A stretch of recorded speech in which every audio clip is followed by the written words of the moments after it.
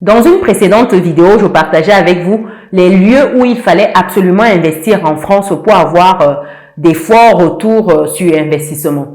Et sous les commentaires de cette vidéo, il y a des personnes qui me faisaient savoir que ce serait également intéressant de partager les avantages et surtout les inconvénients d'investir dans des grandes villes. Parce que oui, c'est une des zones que je mettais en lumière, c'était les grandes villes. Et donc, il y avait cette demande-là et je me suis dit que je vais partager dans cette vidéo les avantages et les inconvénients d'investir dans les grandes villes en France. On se dit à tout de suite.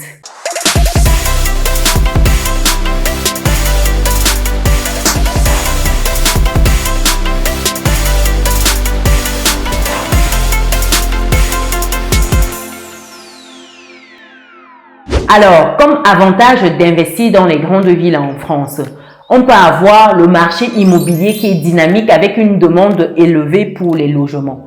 Comme je disais tantôt dans cette vidéo-là, que tu dois aller regarder si tu n'as pas regardé, les grandes villes offrent un fort potentiel parce que les gens affluent dans ces grandes villes-là. Il y a des opportunités de travail, il y a les entreprises qui ouvrent les portes tous les jours. Donc forcément, il y a de forts mouvements migratoires dans ces villes-là. D'où la demande en logement qui est sans cesse croissante. Donc, si vous vous positionnez dans ces grandes villes-là qui sont dynamiques et où les prix croissent, vous allez tirer votre épingle du jeu. Même en achetant simplement votre résidence principale, elle va prendre de la valeur si vous avez bien acheté dans une zone intéressante. Donc, prenez le temps de vous poser dans ces zones-là pour investir. Vous me direz le marché est saturé, je vous dirais qu'il y a toujours de la place, chers résilients. Donc, pensez à ces zones-là pour des investissements. Vraiment, le marché est dynamique et les demandes sont toujours présentes. Et j'expliquais dans cette vidéo-là qu'il y a des maires qui se battent pour réduire les logements qui sont proposés en courte durée. Parce que il n'y a même pas assez déjà de logements pour les locaux, les personnes qui veulent louer en location classique pour y vivre avec leur famille. Donc, les maires essayent de diminuer cela. Pour vous dire à quel point il y a encore une demande énorme dans ces zones-là. Deuxième avantage ici, c'est la bonne accessibilité grâce au réseau de transport en commun. Quand vous êtes par exemple dans une ville comme Paris, sincèrement, chers résilients, dites-moi s'il y a besoin d'avoir un véhicule lorsqu'on vit à Paris. Vraiment, à moins que son boulot ne soit excentré, il n'y a pas besoin de véhicule lorsque vous vivez à Paris. Quand je dis Paris, je parle de Paris intramuros, on se connaît. Les gens à qui on demande souvent, vous vivez où? Ah, je vis à Paris. Et pourtant, le gars, il est dans un 94, 91, Essonne, il est dans des zones éloignées. C'est la zone 10 même de Paris. J'exagère ici, mais vous avez compris ce que je veux dire. Quand on est dans Paris intramuros, le réseau de transport en commun est bien développé. Sincèrement, blague à part, je pense pour ma part qu'il n'y a pas besoin de véhicule. Mais après, le véhicule, c'est toujours agréable lorsqu'on veut faire des longs trajets. Par exemple, quand on se déplace, on va en vacances, c'est toujours intéressant d'avoir un véhicule parce que ça permet de circuler facilement dans la ville où on se trouve, de visiter, d'être à son rythme et de ne pas dépendre du réseau de transport local. Et surtout que dans certaines villes, des campagnes par exemple, le réseau de transport n'est pas bien développé. Donc, quand on sort de Paris, il y a vraiment cette utilité-là du véhicule. Mais dans Paris intramuros, sincèrement, vous n'en avez pas besoin. Vous avez les métros à quasiment tous les coins de rue. Donc, et quand c'est pas le métro, c'est le tram. Si c'est pas le tram, vous avez les bus, vous avez tout. Vous avez tout. Et ça fait augmenter la valeur de votre bien. Lorsque vous investissez dans des zones où le réseau de transport en commun est bien développé. Troisième avantage ici, c'est la possibilité de louer à des prix élevés avec un taux de vacances faible. Je disais tantôt, lorsque vous êtes dans des grandes villes, il y a beaucoup de boulot. Les gens viennent de partout pour bosser. Donc forcément, ces personnes ont besoin de se loger sur place.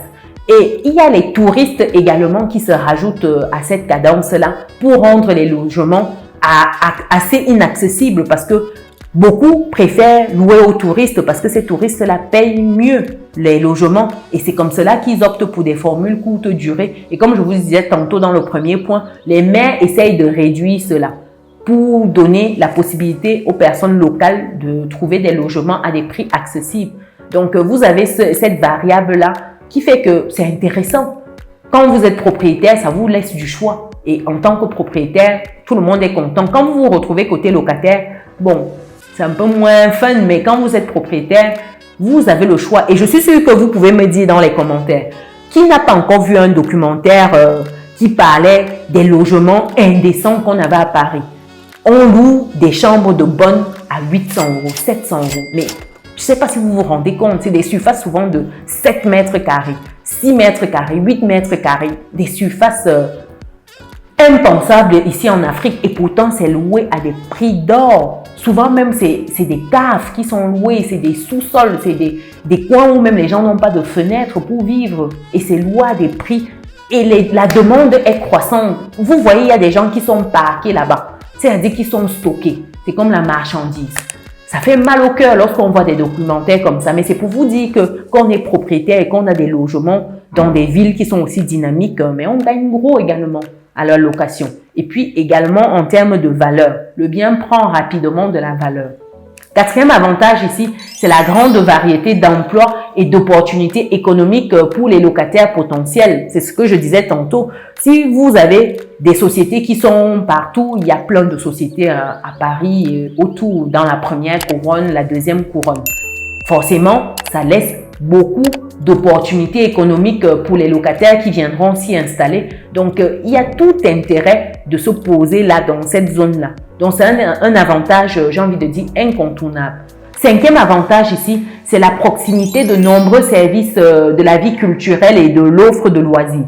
Sincèrement, quand vous êtes à Paris, ce ne sont pas les distractions qui manquent, ce ne sont pas les lieux où vous pouvez vous évader qui manquent, que ce soit les musées, que ce soit les centres de loisirs, que ce soit les parcs, que ce soit les salles de jeu, que vous souhaitiez du laser game, que ce soit de l'acrobranche, que ce soit, j'ai envie de dire, des sensations fortes, vous en avez pour tous les goûts. Vous pouvez trouver votre compte sur place à des prix intéressants, j'ai envie de dire. Donc, en termes de vie culturelle ici, c'est bien fourni. Vous avez beaucoup de choses qui vous sont proposées. Je ne parle même pas de tout ce qui est Tour Eiffel, Champ de Mars. Vous avez vraiment beaucoup de belles choses qui vous sont proposées ici. Maintenant, avant de passer aux inconvénients, pour les personnes qui me découvrent pour la première fois dans cette vidéo, je suis Chimène Nana, je suis entrepreneur, investisseuse en France et en Afrique et j'accompagne des personnes qui souhaitent se lancer dans l'investissement immobilier. Donc, si tu souhaites aujourd'hui acheter ta résidence principale ou investir simplement, je t'invite à bloquer gratuitement un créneau avec moi en allant cliquer dans le lien qui est disponible dans le descriptif de cette vidéo ou dans le premier commentaire épinglé. Ainsi, nous échangerons de ton projet. Après ces avantages, parlons des inconvénients d'investir dans les grandes villes en France. Premier inconvénient ici, c'est le coût élevé des logements, ce qui peut être un frein, j'ai envie de dire, à l'investissement qui est plus cher. Par exemple, si votre enveloppe d'emprunt pour un investissement immobilier, c'est de 200 000 euros et que vous voulez acheter par exemple une maison, vous aurez du mal, j'ai envie de vous dire même que c'est impossible d'avoir une maison à 200 000 euros à Paris. Si vous en connaissez, contactez-moi s'il vous plaît. Moi-même, je serai acquéreur. Donc, c'est quasiment impossible. Mais vraiment, j'ai envie de vous dire que dans Paris, vous avez 200 000 euros, vous voulez acheter une maison. Déjà, même avec 200 000 euros, vous n'achetez même pas, j'ai envie de dire, un studio ou un appartement T2. Donc, ça fait un gros frein à l'investissement ici, ces grandes villes-là. D'où le fait de s'excentrer un tout petit peu, aller sur la première, la deuxième couronne, si on prend toujours le cas de Paris, pour investir. Deuxième inconvénient ici, c'est au niveau de la concurrence intense pour les logements disponibles, ce qui peut réduire la marge bénéficiaire pour les investisseurs. Quand vous êtes un investisseur ici et que vous avez un studio par exemple, à un moment, si vous louez votre studio en location classique, vous ne pourrez pas louer votre studio, par exemple, à 1500, 2000 euros. Un studio peut-être de 12 mètres carrés. À un moment, vous aurez également la barrière réglementaire qui dit que pour un nombre de mètres carrés en particulier, voici le plafond de loyer auquel vous pouvez prétendre. Après, des moyens de contourner ça, c'est peut-être d'aller sur de la courte durée, des choses comme ça qui sont moins, j'ai envie de dire, plafonnées dans ce sens-là. Mais à un moment, votre studio, vous n'allez pas le louer à 1000 euros, 2000 euros. Vous serez obligé de respecter les moyens de marché. Même si la demande est forte, vous serez bloqué à un niveau et c'est ça en fait qui réduit la marge bénéficiaire pour les investisseurs lorsqu'on est dans un marché aussi concurrentiel. Donc ça, c'est une variable qu'il ne faut pas perdre de vue également. Troisième inconvénient ici, c'est la possibilité d'un taux de vacances plus élevé en raison de la forte demande pour les logements. Donc quand vous êtes dans un tel environnement, comme je disais tantôt, si vous avez des mensualités de prêt, mais que vous voulez tirer un maximum de votre logement, vous pouvez être tenté de mettre des prix les plus forts. Et quand vous avez des prix qui sont aussi forts, vous aurez peut-être une vacance locative qui est plus importante que la moyenne. Parce que les gens viendront certes parce qu'ils ont besoin tout de suite de loger quelque part, mais ils ne vont pas rester pour longtemps. Quand ils auront une meilleure opportunité, ils vont laisser votre logement pour ces opportunités-là. D'où le fait de rester raisonnable une fois de plus. Sinon, vous êtes tout de suite déconnant et les gens, quand ils ont mieux, ils partent. Et c'est dommage d'avoir un tel turnover sur un logement parce que c'est de l'argent que vous perdez. Quatrième inconvénient ici, c'est au niveau du coût de vie qui est élevé pour les locataires potentiels. Malheureusement, lorsque vous êtes dans une ville comme Paris, j'ai envie de dire, le coût de la vie est cher. Vous achetez j'ai envie de dire 1 kilo de viande peut-être à 9 € pour la viande de bœuf. En province, vous pouvez avoir le même kilo pour peut-être 6 €, 7 €. Donc, vous payez en fait cette proximité de tout ce que vous avez. Vous payez un peu ces transports en commun. Vous payez le prix fort pour tout cela. Et ça peut refréner beaucoup de personnes. Cinquième inconvénient ici, c'est la difficulté de trouver des places de stationnement et des espaces verts. Oui, quand vous êtes une fois de plus dans des villes comme Paris, pour se garer à Paris, oh purée, c'est quelque chose. Je ne sais pas si vous avez déjà tenté l'expérience, chers résidents. Dites-moi dans les commentaires, pour ceux qui vivent sur place ou pour ceux qui sont déjà venus pour un séjour long ou court, comment c'était niveau place de parking. C'est un truc de fou. Ça veut dire que c'est une ville où pour se garer là-bas. Nous avons eu plus d'une fois des amendes là-bas. C'est un truc de fou. Trouver le stationnement à Paris là, oh là là là là, c'est terrible. Il n'y en a quasiment pas. Vraiment, il n'y en a quasiment pas. Et les prix ne cessent d'augmenter pour même le peu qu'il y a.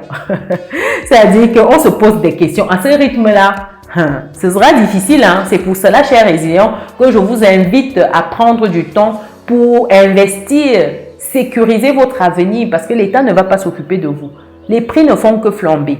Et qui paye la note finale? C'est toujours le contribuable. C'est toujours nous qui payons la note finale. Pour ceux qui y vivent, savent bien de quoi je parle. Tout devient cher et les salaires n'augmentent pas. Et de toutes les manières, même si les salaires augmentent, vous pensez qu'avec un salaire, on peut tout faire. Non, vous avez besoin de d'autres sources de revenus. D'où l'importance d'investir. Donc, pour toutes les personnes qui souhaitent investir, achetez leur résidence principale, bloquez gratuitement un créneau avec moi pour échanger de votre projet en cliquant dans le lien qui est disponible dans le descriptif de cette vidéo ou dans le premier commentaire épinglé. Dites-moi dans les commentaires, chers résilients, est-ce que vous avez d'autres avantages ou d'autres inconvénients qui vous viennent à l'esprit? Partagez dans les commentaires. Est-ce que vous aimeriez vivre dans des grandes villes, des villes comme Paris? Est-ce que ça vous tente? Est-ce que la Tour Eiffel vous tente? Oui. Vous allez dire non ici dans les commentaires, mais on se connaît. Vous là, on se connaît. Il y a des gens qui se partent en France simplement pour aller faire la photo à la Tour Eiffel, pour confirmer qu'ils sont arrivés en France. Oui, on vous connaît. Ne venez pas faire genre ici dans les commentaires. Pour les personnes qui ne sont pas encore dans notre belle communauté, c'est le moment de cliquer sur le bouton qui s'affiche, d'activer la cloche de notification et de partager massivement cette vidéo. Nous, on se donne rendez-vous dans la prochaine vidéo. Ciao!